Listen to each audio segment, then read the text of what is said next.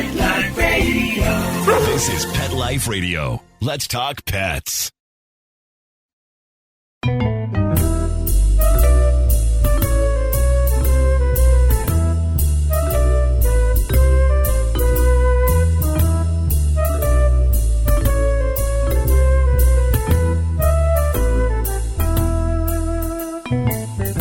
Hello, feline friends. Welcome to Cattitude. I'm your show host, Michelle Fern. Today we're going to talk about something that I guess this is more for all the feline cat owners to be. What does it cost to really own a cat? Well, we're going to take a short break and I'm going to come back and tell you all about it. We'll be right back. Hey everyone, Michelle Fern here. You know, I have a crew of cats and they all have their own distinct personality. You know, Dennis, as soon as I eat anything, it doesn't matter what it is, he's right by my side, even if he doesn't like it. And while it could be really cute, it sometimes is annoying. Then there's Charlotte. Well, Charlotte basically runs around and hides all the time. And then, of course, we have Molly. When I'm working, all of a sudden, the back of my chair, Molly flies on top of it and sits there. And it can be so distracting. All my crazy cat crew, those things I could live with. What I cannot stand is a stinky litter box. So I use Arm & Hammer Clump and Seal. It clumps tight around the odor and seals it in. So no more smelly litter box, no more smelly house. It destroys for 7 days. So I have a 7-day odor-free home because a home with kitties and a litter box that doesn't stink is a happy home. Arm & Hammer, more power to you. Let's Talk Pets on PetLifeRadio.com.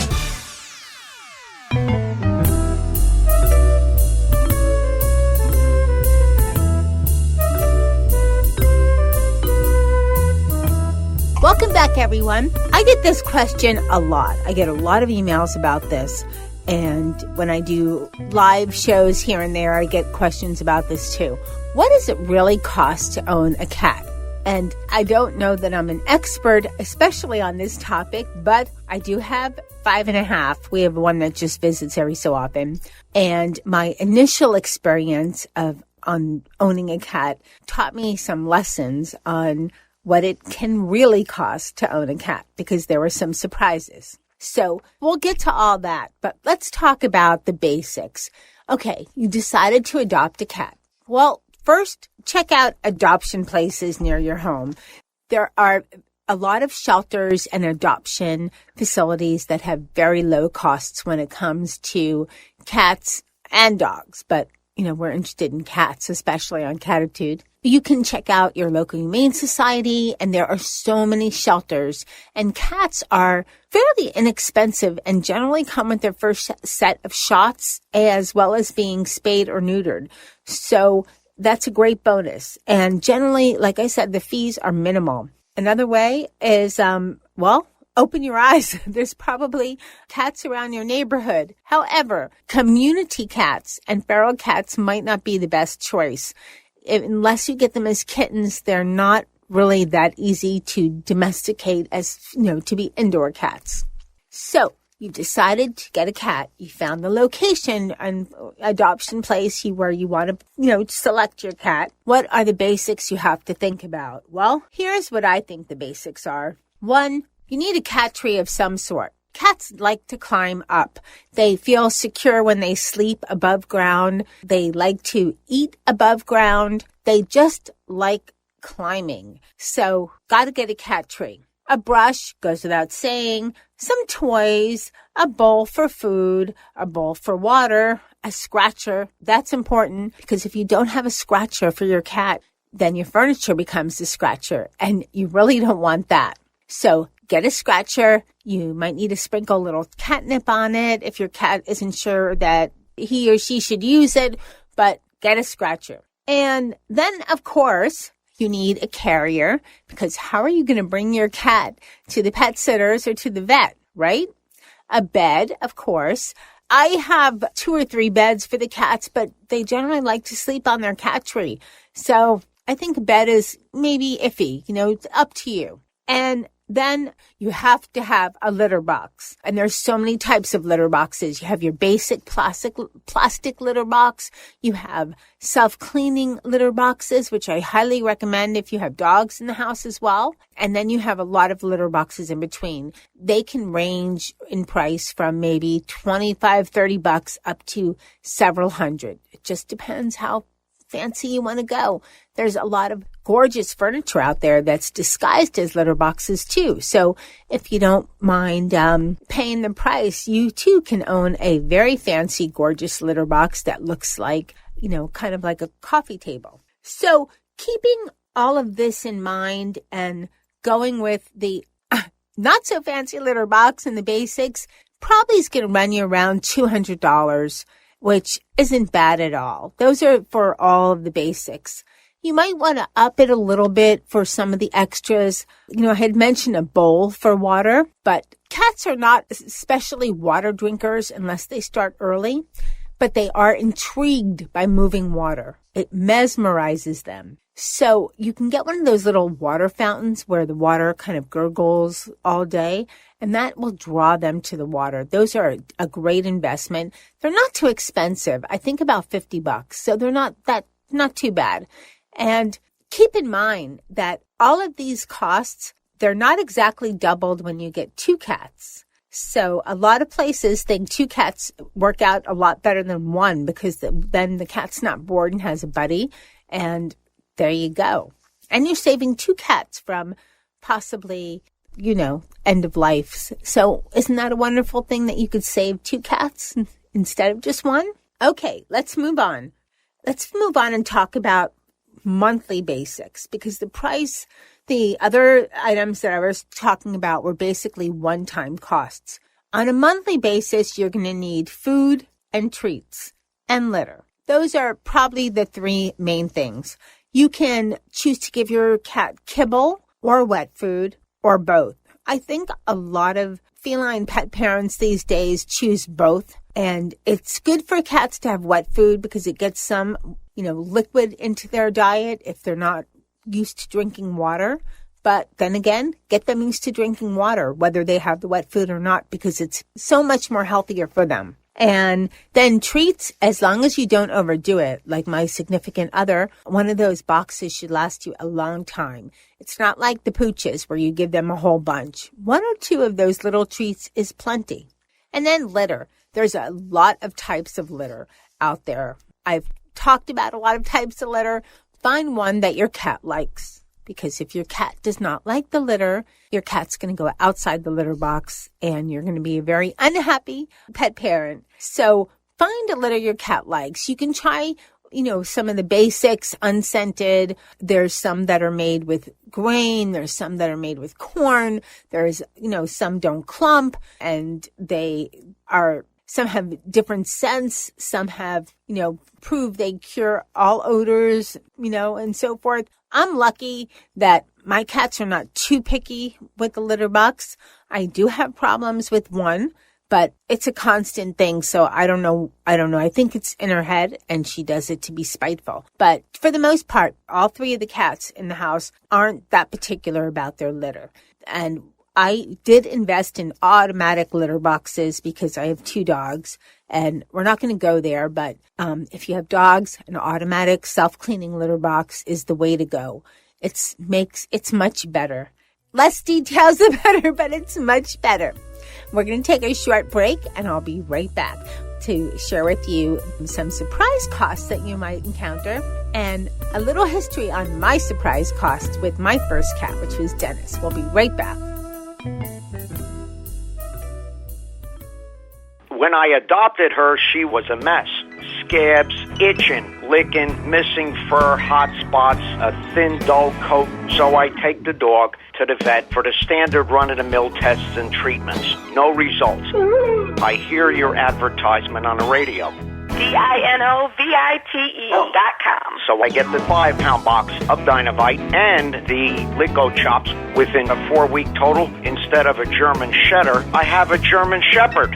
Sheba is 105 lean pounds of shiny, smooth, happy dog for life because she gets fed Dynamite. And the results, they're just incredibly outstanding. And she loves it. When you rescue a dog, you have to do the right thing. You've got to feed him right for life. Do the Dynamite. Dynamite for life. You won't believe how happy your dog will be. 859-428-1000. DINOVITE.com. Let's talk pets Let's talk pets on Pet Life Radio. Pet Life Radio. PetLifeRadio.com. Welcome back, everyone. We're talking about what it costs to own a cat. I also want to give a big shout out to petfinder.com. They have a great chart on their site which details the cost of owning a cat. And they even, on each item, they have a range, say like a cat carrier can cost from $20 to $90 and so forth. So really informative. And that is petfinder.com. Now, so figuring with everything we've talked about, other than the basics, generally, and keeping out the vet costs, generally owning a cat costs about maybe $500 a year. A lot less than owning a dog. And as I mentioned before, if you decide to have 2 cats, it doesn't mean you're going to be spending $1,000 a year. It adds a little more, but remember, you could buy the larger sizes of food, and the prices per ounce are less in the larger size bags. So it's not exactly double. It maybe 2 cats per year, maybe be a total of I would say $700 to $800, so not too bad. Now let's talk about some of the surprises you may encounter. Keep in mind that this is for cats. It's true for all animals, but cats aren't very good about telling you when they're sick. So it's important to just keep an eye out and be wary and just watch for things. And you should keep a little fund for emergency vet care because it can be expensive. And also, you should keep in mind some grooming costs. The only cat I groom extensively is Dennis because he's a Maine Coon.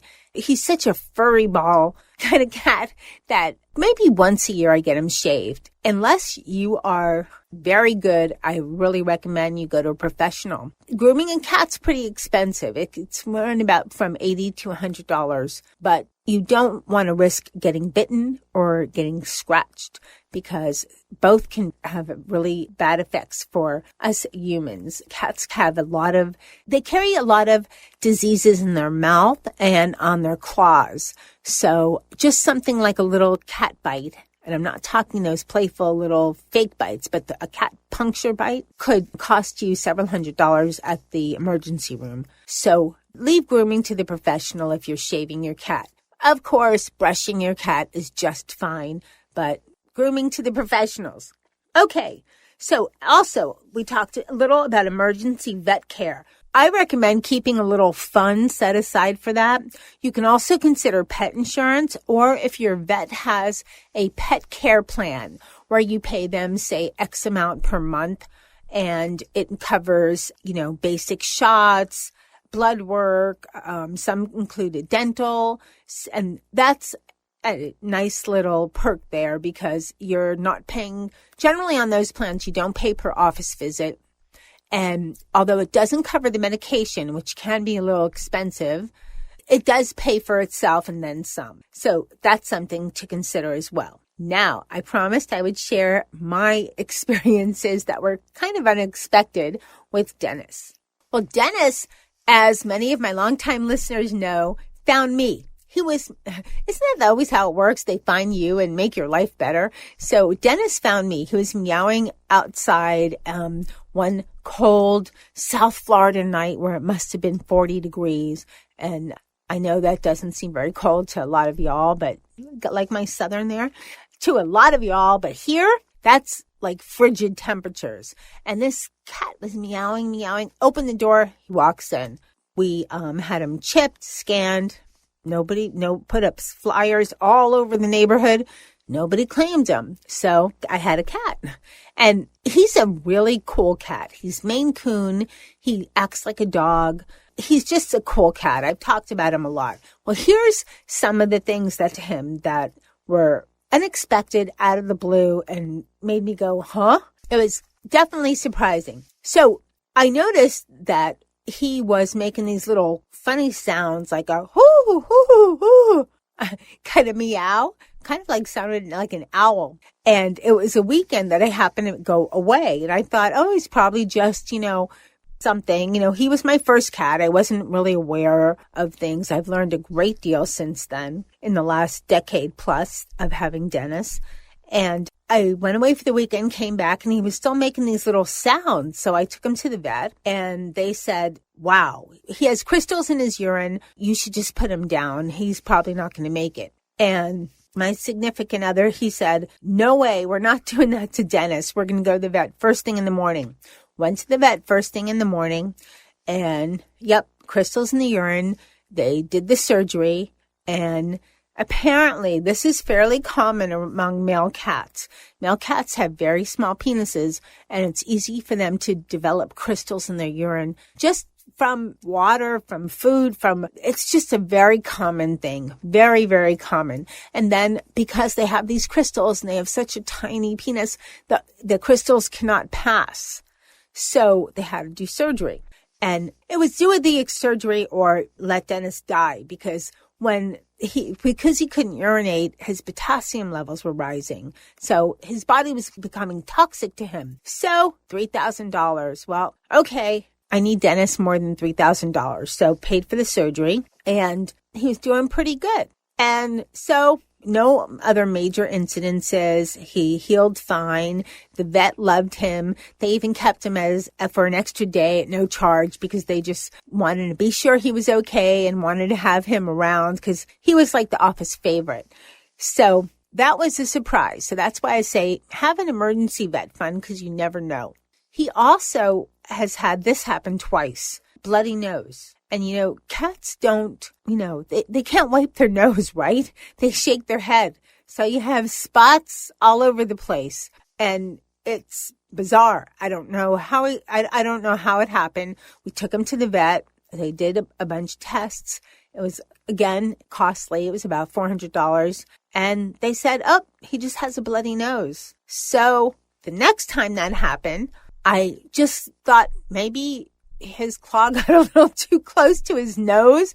Maybe he bumped into something. Who knows? But I just observed him for a little, a day, and saw how he was. And I think he just bumped into something or scratched himself, or who knows. So that was that cost.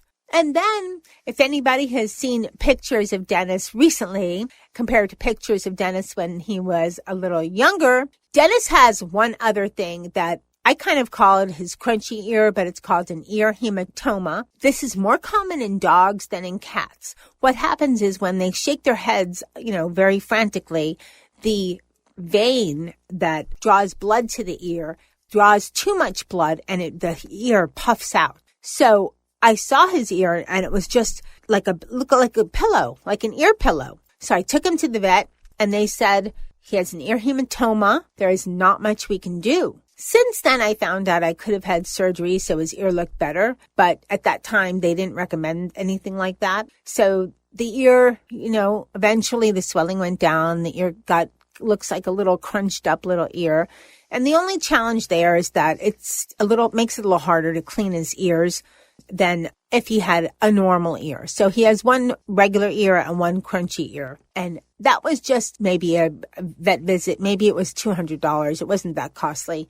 So I just wanted to share with you some experiences, real life experiences with what can happen. With my other cats, I've not had any big issues. I think Charlotte had a little something in her eye once, and that was maybe $300. It wasn't that costly. You just have to keep in mind that just like people, your fur kids can have something that springs up on you. So have a plan. Just like we have health insurance, think about health insurance for your fur kid.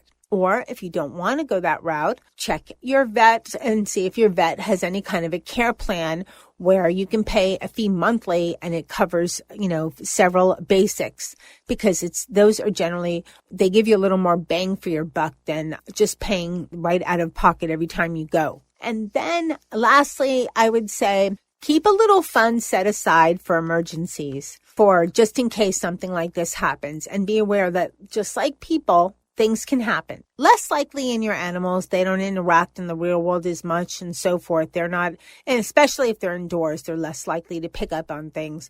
But for the most part, it's better to have a little stash of cash for the vet bills than just be surprised and have those high, credit card fees. So in concluding, I really hope this gave you all a little, glimpse into what it costs to own a cat and what you can expect if there's emergencies.